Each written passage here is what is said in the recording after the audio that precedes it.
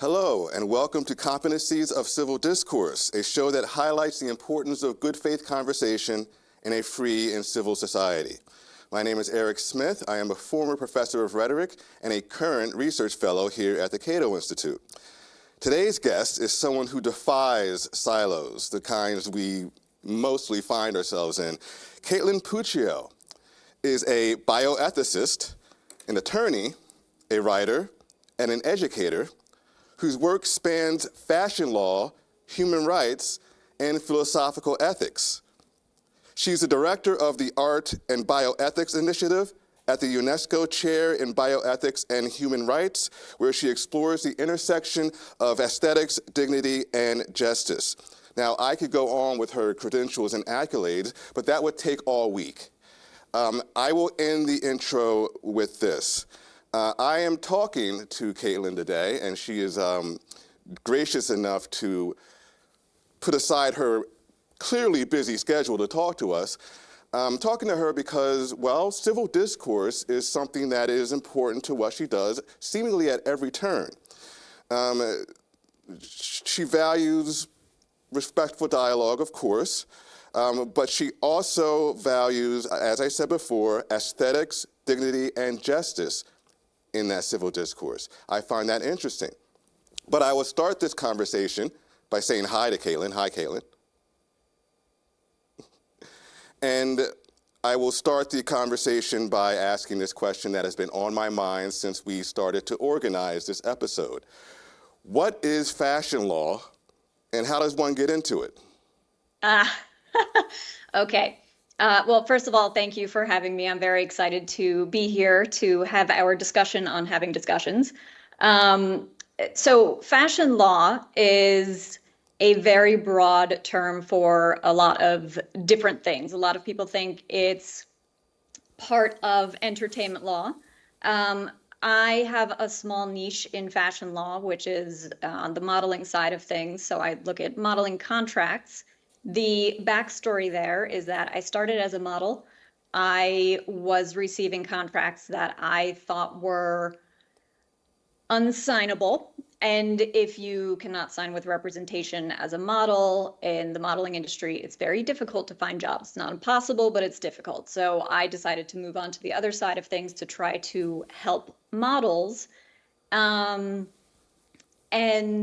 the thing that I found, it wasn't so much just the legal terminology, it was the ethics that was buried or was not buried within the contracts that I really found myself focusing on. So when I first became a lawyer, I didn't have a plan to go into this type of law, fashion law, but it's just how it turned out because of my background.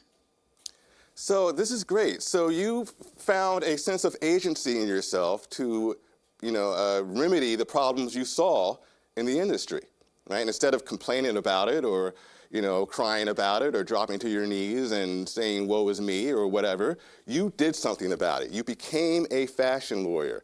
I'm impressed by that. I'm impressed by the fact that fashion law exists, but I'm very impressed by the fact that you took it upon yourself to deal with something. That is wonderful. Thank you. Yes? I did also do a lot of the complaining and griping about it before I actually took action. Yes, but the difference between complaining and civil discourse is that with civil discourse, you complain and then do something to move things forward, right? As opposed to just complaining. So what I want to ask you now is, how do you define civil discourse? I would say that it's most basic, it's kind of self-explanatory, right? It's civilized discussion, civilized conversation. And it is kind of amazing to me that it's something that we have to analyze in this way because it seems like it's so fundamental to, it's just having a conversation, right? And being respectful, and aren't these sort of the basics of how we interact with humans? But it has become not the case that we always engaged in civilized discussions, especially surrounding emotional topics, and where ethics is involved, especially bioethics and bioethical topics can be very emotional. We tend to get sidetracked and let our emotions take over rather than having these civilized discussions that are based in logical reasoning. It's gotten to the point where I'm happy if somebody's just talking to me, even if they're insulting me. As long as they allow me to respond, I'm happy about that. So many people do not want to talk at all, or they ignore the other side completely.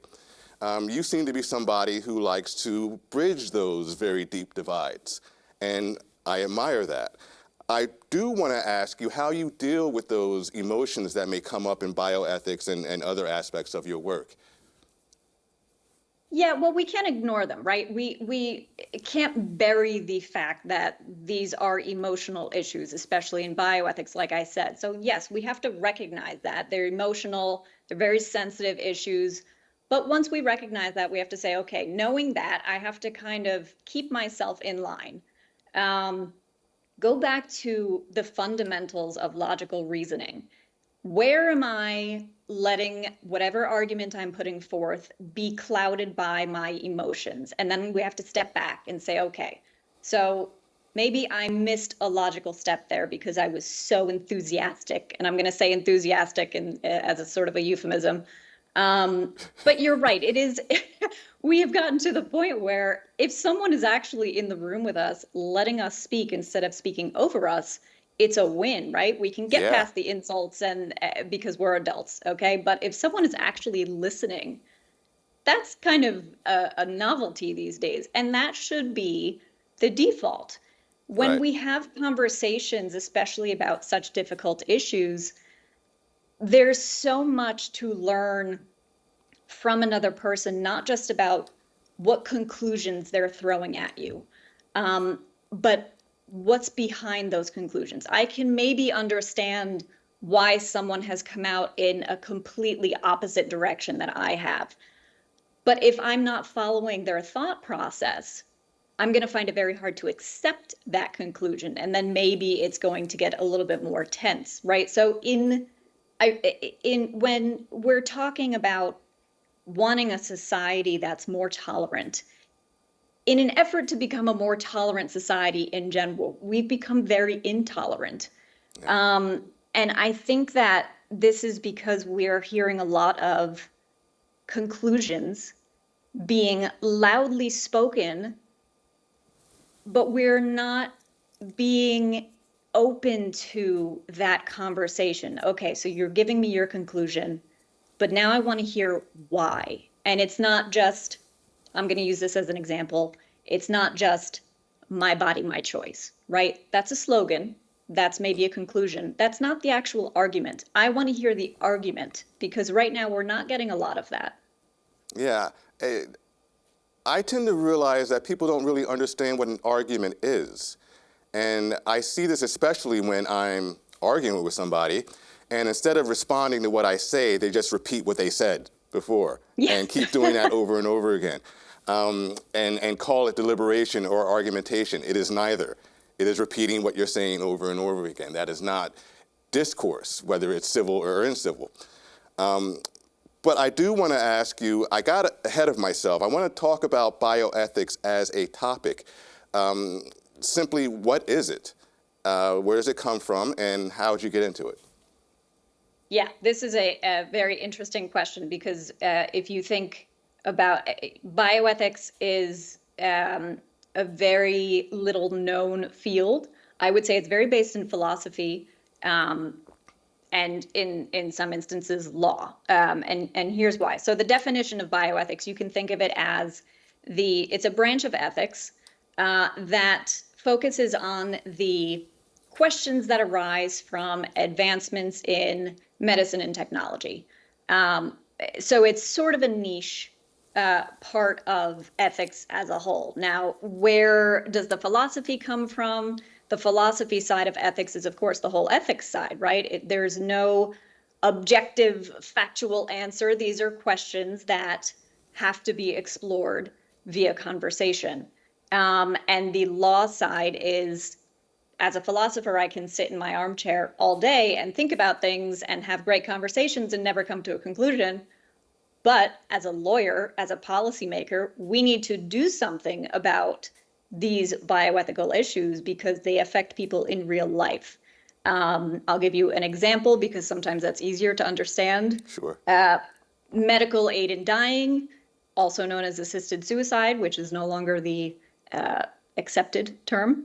That is a bioethical issue that has real world effect. So we can't just say, oh yeah, that's a tough question, great discussion, moving on. We have to actually come to some sort of conclusion because it needs to be made into policy. It seems like empathy is a key aspect of everything you do.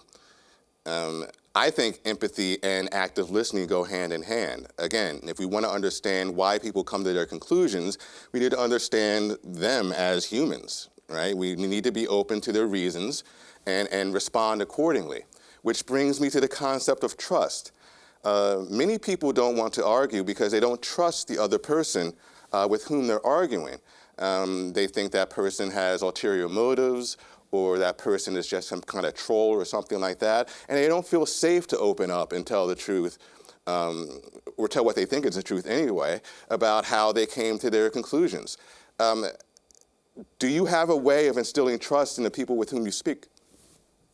Yeah, I do agree that this is a problem, and it stems from, in my view, a lot of the what I'll call the gotcha questions, right? Where Yes. A lot of times when we have these discussions, we're not trying to actually hear what the other person is saying. We're trying to be right. And we're trying to let everyone know that we're right. But that impedes progress. So what I try to do, what I think is more effective, you mentioned, active listening and understanding people and empathizing. I might not be able to have the exact same experiences as the person with whom I'm speaking, but if I'm listening to what they're saying, I might be able to at least understand a little bit about their thought process and their background.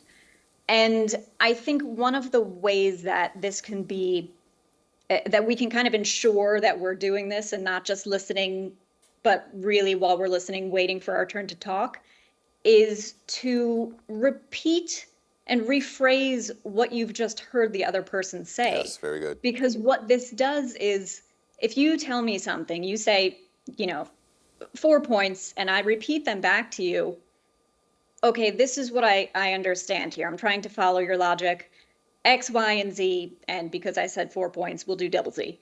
Then the other person will say, yeah, but, and then maybe fill in some of the blanks. And those blanks are really important because you might understand those 4 points, but still say, still not quite getting it and not sure why. Another thing I do is kind of just let silence sit, which I'm not doing right now. But sometimes that's also a place where people can fill in the blanks for you because silence can be uncomfortable for people. So if you just let them talk, they'll keep going. And that's sometimes where a lot of the meat is. And you can really say, now I'm beginning to understand, or at least I'm not so in the dark. I tend to ask the same question 15 different times in 15 different ways. Yes. Just to make sure, because you'll get a different answer maybe 15 different times. It might be the same conclusion, but it will be said in different ways because that's a conversation, right? We're trying to understand, it's push and pull, and we're using this language, assuming that we're even speaking the same language. We're using a language that's man-made and is fallible and sometimes ambiguous. So being open to having longer discussions where neither party has an agenda and really the only thing you're trying to do is understand the other person is probably the way to start if you really want to make progress. Because what happens then is you say, okay, so let me understand your argument. You lay it out. Then they say, oh no, but point 3 here, that's not what I meant by this. And then you focus on point 3 and say, so it's not the conclusion that we necessarily disagree on, it's this premise here. So that's what we have to really talk about. That might be the best description of civil discourse I've heard in a long time. I'm going to steal that. Actually, I'm not going to steal it. I will cite you. Thank you. when I repeated, but it was very good. You touched on all the points about understanding that another human being is in front of you, right? Yeah. Or somewhere, perhaps on a screen or something like that, and you're acting accordingly. What you also describe is the difference between one person versus another and one person collaborating with another to find the truth of a situation or to find the most strategic way of moving forward. Would you say that's accurate? Yeah, I think when we talk about having arguments, it's kind of the wrong term at this point because then we think of a battle. An argument, it's just a logical progression. That's Yes. all it should be. It doesn't need to be, I'm against this person.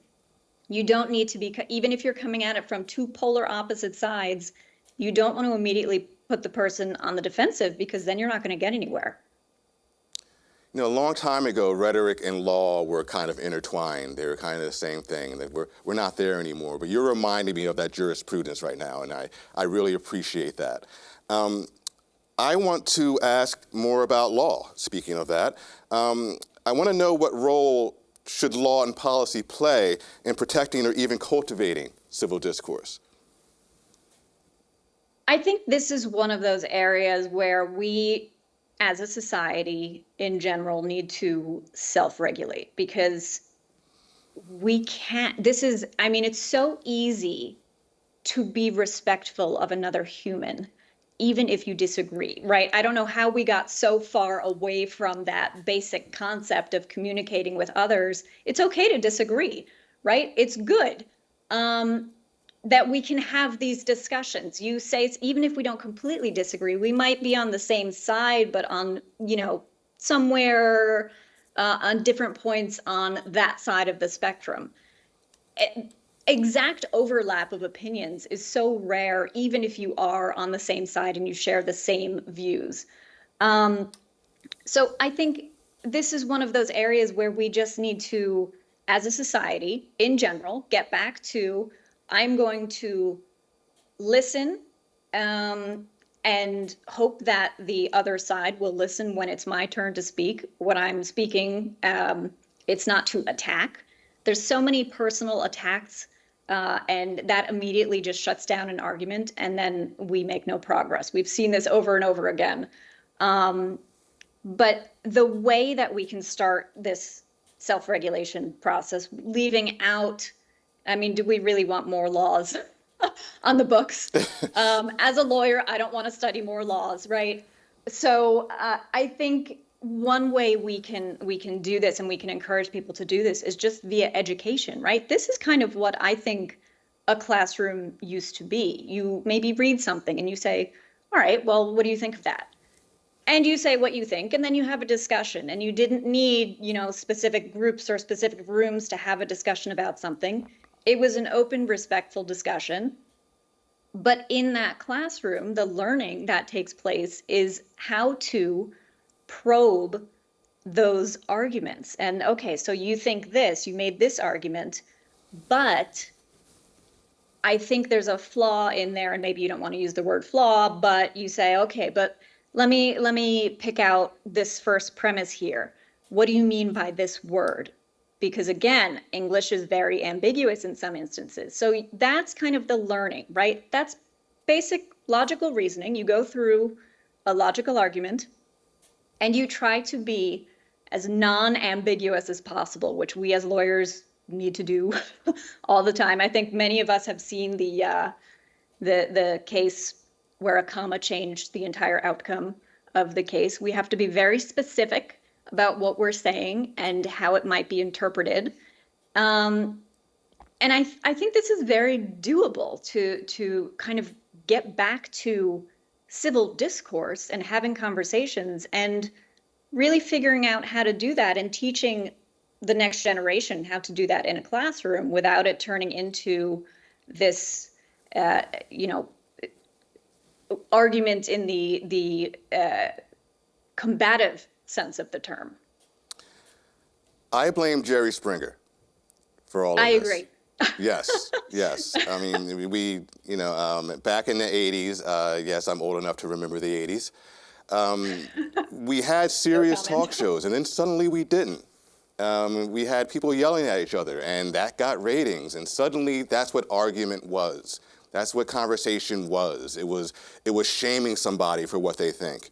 And when you shame somebody for what they think or make them feel guilty about it, well, they're going to shut up. They're not going to talk as much as they would otherwise. Yeah. So there's a level of open-mindedness that both parties have to have.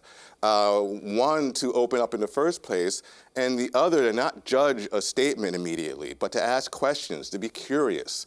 We're missing curiosity in a lot of this. And I think you're right about the education part of this. We need to get back to the classroom and show students what it is to argue in the original sense of that word, which is to make a point and respond to questions. But Yes. thank you very much for that. Well, actually, I should let you talk. I'm the interviewer. No. You're the interviewee. So go No, for not it. at Anything? all. It's a conversation, right? We're demonstrating. But I think you're right. It's kind of easier said than done, right? I can tell you, oh, this is the best way to do this. Okay, great. Now let's try to put that into practice. Let me have someone in the room who has no interest in really having a conversation with me. How do I get through to them?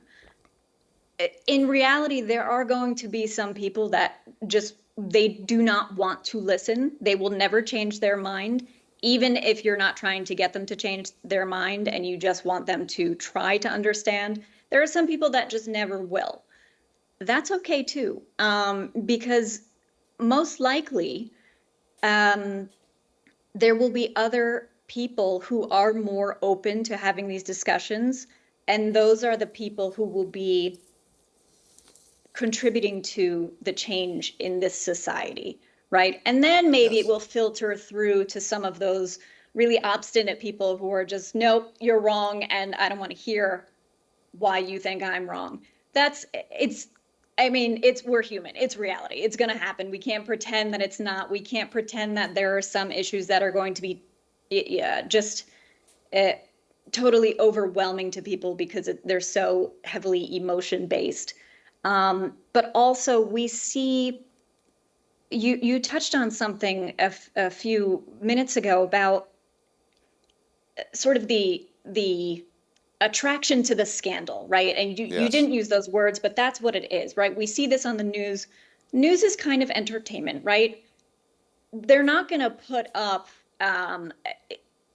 two people having a very pleasant conversation and sipping tea and just being very cordial and I'm going to change the channel, okay? The reason Jerry Springer was such a huge hit is because people were like, these people are crazy, right? And that's kind of, you think that it's very other and that you're viewing it from the outside. But it's kind of seeped into our society now. And we are drawn to, even on the news, when we invite people to have conversations, the host oftentimes, will ask a question and not wait for the answer. And sometimes, of course, that's a strategy. There's a lot that goes into media and politics and all of that stuff, but there's no point in inviting someone onto your program to clarify a point that they made that was really scandalous last week if you're not going to let them speak. Because if you do that, then we know what we've learned is nothing about the person, the invitee, and we've learned what the host thinks of the invitee. And where has that gotten us? That's gotten us nowhere. That's gotten us onto Twitter, or X, formerly known as Twitter now, as we call it. It's gotten people to react and say, then, for example, look, they had a chance to go on and defend their position or apologize, and they said nothing. Well, they weren't given a chance. So, but that's the stuff that we want to watch. And I'm making a generalization there, but that's what gets conversations going. And that's the wrong kind of conversation, I think, that we're having. Yes. You mentioned social media, and that brings to mind the concept of a troll, right? We have in real life trolls as well. You talk about people who don't want to talk. There are people who do want to talk, but in bad faith.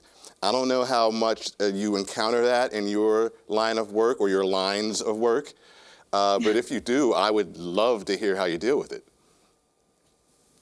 There are always going to be people who are difficult just because they want to be. Right. That's their purpose. It makes them happy. That's what they want to do. Even if they know they're wrong, they don't care, because they want to, ask those gotcha questions, and they want to trip you up, and they want to do all of these things. Sometimes it depends on the situation, but sometimes the way I deal with this is with a kind of a mock stunned silence. Because again, what I was saying earlier about silence kind of being filled in on its own, if someone is coming at you and hurling insults or swearing or saying these outrageous things, sometimes the best thing to do is just let that hang, because they might in that silence start to feel like, oh, I didn't get that reaction. And I didn't get a reaction from really anyone. And they might start to internalize that a little bit and start thinking, all right, I'm just going to slink away now. Sometimes that's not the case. If someone is really badgering you about something, and it's, if it's a personal insult, I mean, again, we're adults. You don't even bother with those really, because what are you saying? What is your argument? What are you trying to say? If I say something, if I think something about, trans women in sports, for example, and someone calls me a name, okay, but I've made an argument and you haven't. So if you want to have a discussion, I'm willing to engage with you, but you have to bring something to the table. So sometimes it's just kind of letting it sit for a little bit and letting the kind of foolishness expose itself. Yes, yes. And I like to ask people why they think I'm an idiot. If they call me, why exactly are you calling me a fool right now? What's your rationale behind that? Just to find some line of discourse that I can grab onto and continue. So I don't mind being called a name, because as long as I'm allowed to respond, we're having a conversation. That's how bad it's gotten. You can insult me all you want as long as we have the conversation. That's where we are today. We have to do something about that. I want to take this moment right now to remind the audience that you can ask questions that we will try to answer during this episode. And you can do that online through our event webpage, Facebook, YouTube, and X, formerly known as Twitter. So let's continue with the line of questioning. A lot of these questions I ask myself, because I'm still trying to answer them. But this one is very specific to you and what you do. You often navigate controversial topics: bioethics, gender identity, AI, psilocybin, my favorite, and medical ethics. How do you maintain rigor and compassion without falling into ideological traps or false neutrality? Now, you've answered that to some degree, but I think there's more to be said. Yeah, there's always more to be said when I'm involved. Yes, I think the fundamental way to approach this is really actually trying to understand the other person. Again, I talked about, letting them kind of fill in the gaps, repeating what they said, reiterating what they said, trying to get them to expand on the idea a little bit.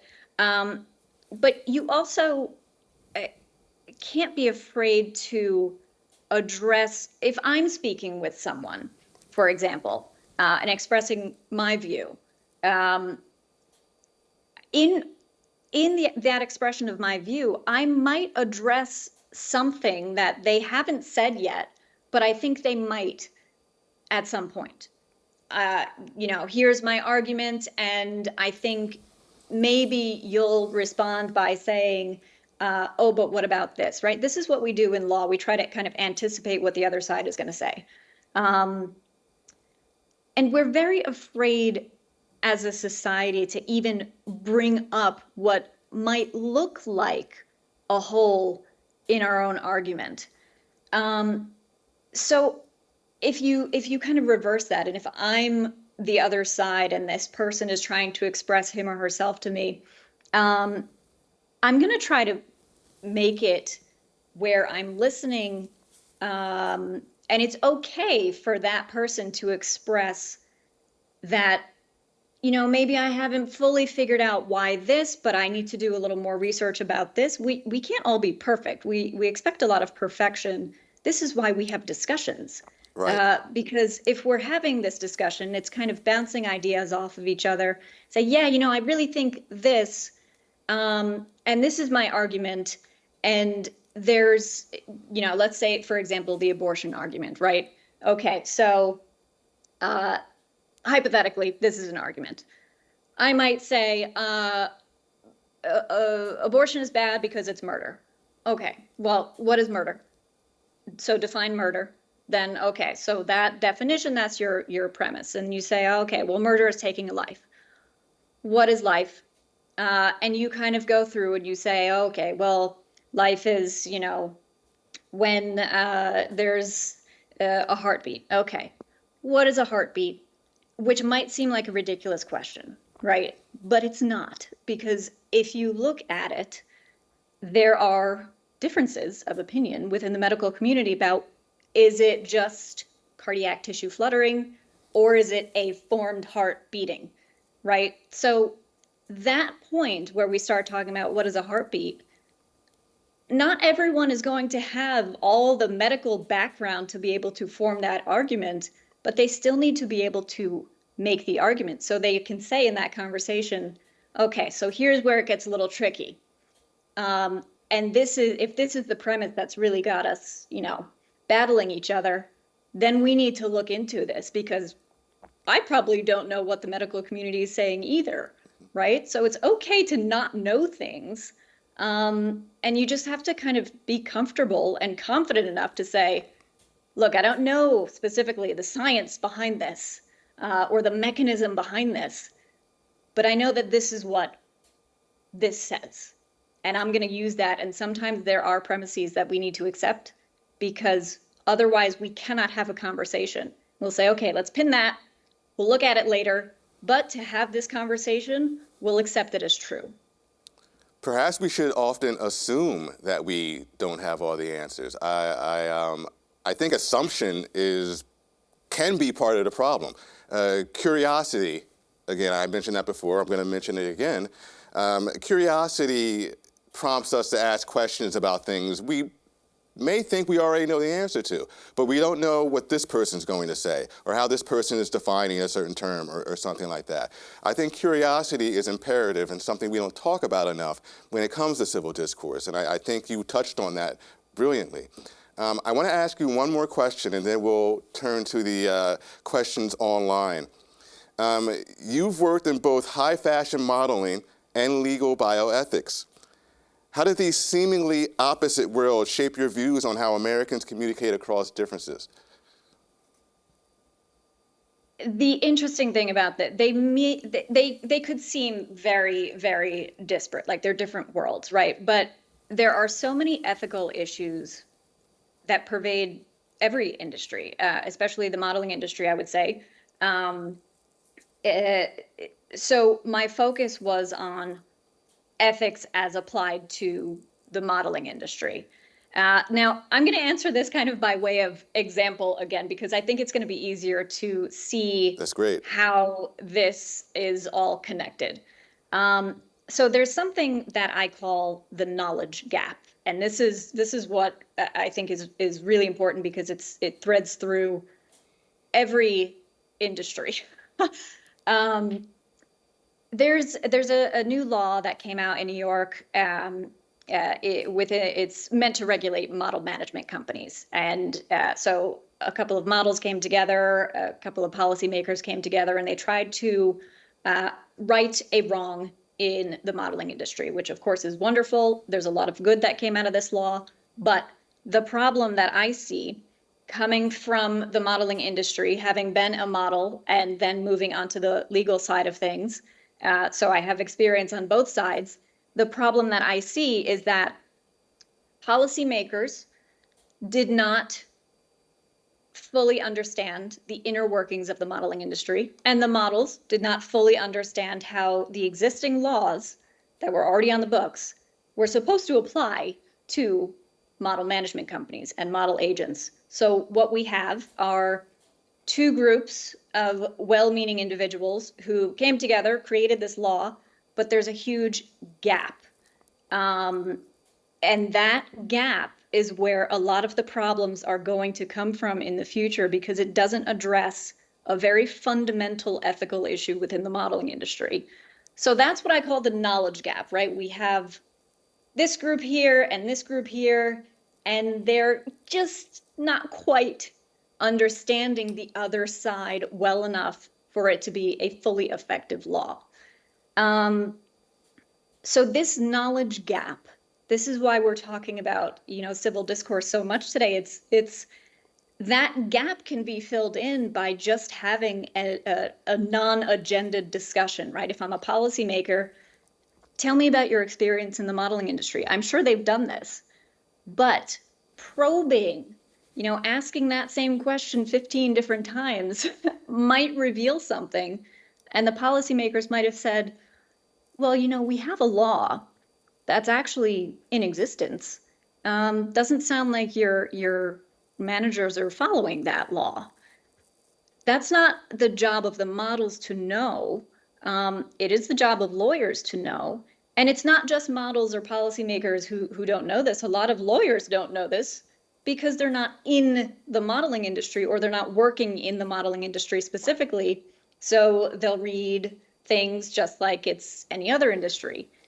So this discourse, this conversation, even if you think you know everything, right? Keep talking, because there might be something that you don't know that you don't know. It's those unknown unknowns. That's really where the key is. Yeah, that speaks to the argument as collaboration concept as well, right? You're filling in each other's gaps. You're working together to get to a satisfactory conclusion. That's great. Yes. Let's go to, I was about to say the phones. This is not 1985. I don't know why I said that.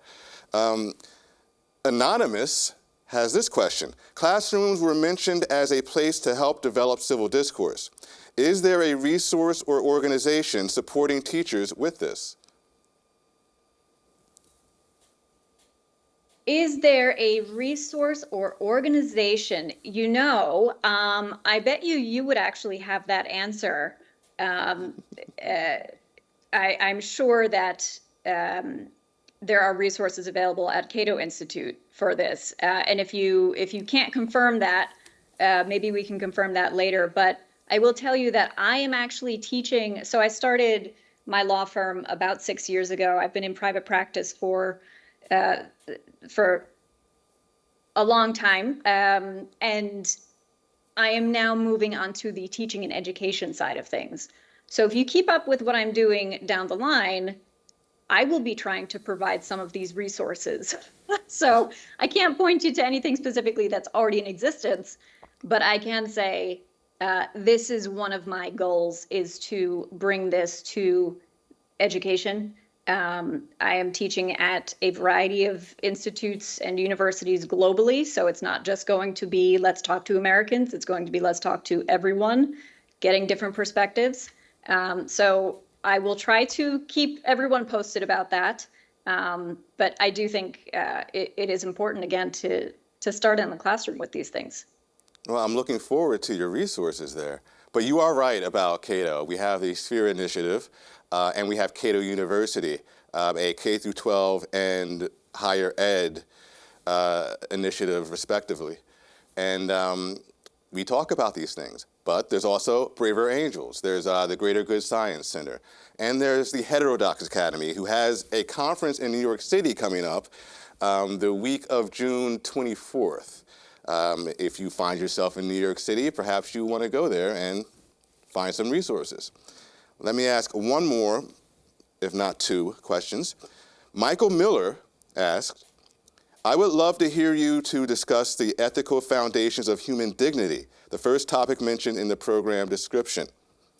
Human dignity. We should have started with that one and had the whole episode be about that, because that's a pretty big deal. Yes. I'm going to let you go with that one. Sure. Yeah, I would love to handle this one. And I think I maybe could have brought this up when you asked me to define bioethics. This is a really important point. So we have bioethics in the United States, and it's very, I would say it's a lot more focused on medicine than it is in Europe, where it can be viewed as more philosophical. So we have principles of bioethics in the States, and then there are bioethics in Europe, and one of those principles in Europe is dignity, which is not specified in our 4 principles of bioethics in the United States. It's implied, of course. Yeah. But, you know, this just on a fundamental, taking all the academia out of this and principles and all of that, just on a fundamental level, when we're talking about having respectful conversations with people and trying to understand their viewpoint and accepting that we might look at things differently and staying in the room and talking to that person continuously, that is respecting, that's viewing another person and valuing another person's dignity. So I would say that's, since we don't have an entire episode on this, that's kind of in a nutshell how I would think of it in just basic human terms. Yes. A lot of people refuse to talk for the purpose of robbing the other person of dignity, right? Which is sad. And we see it a lot these days, especially in academia, sadly. But I'm not going to go on that tangent. I can save that for another episode. One more question. How do you deal with a situation where it is not one-on-one?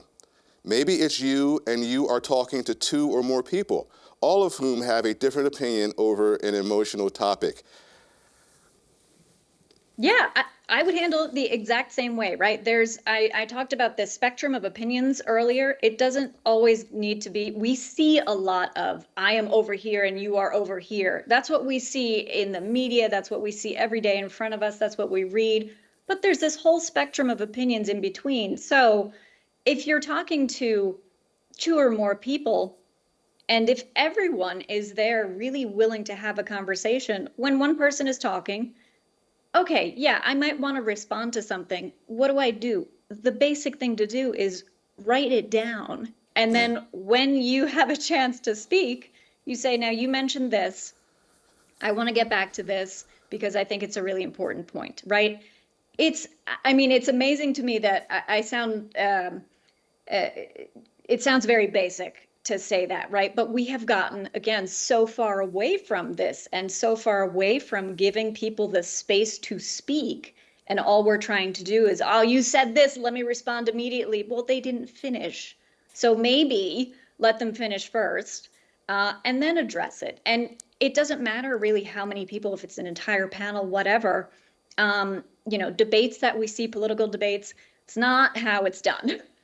What kind of progress comes from that? Not much, right? So if you're in a room, especially in bioethics, where there should be a lot of different opinions and a lot of different perspectives, you do need to know how to navigate talking to many different people, but it really, just because it's more than one, shouldn't change the strategy. You still want to listen to everyone.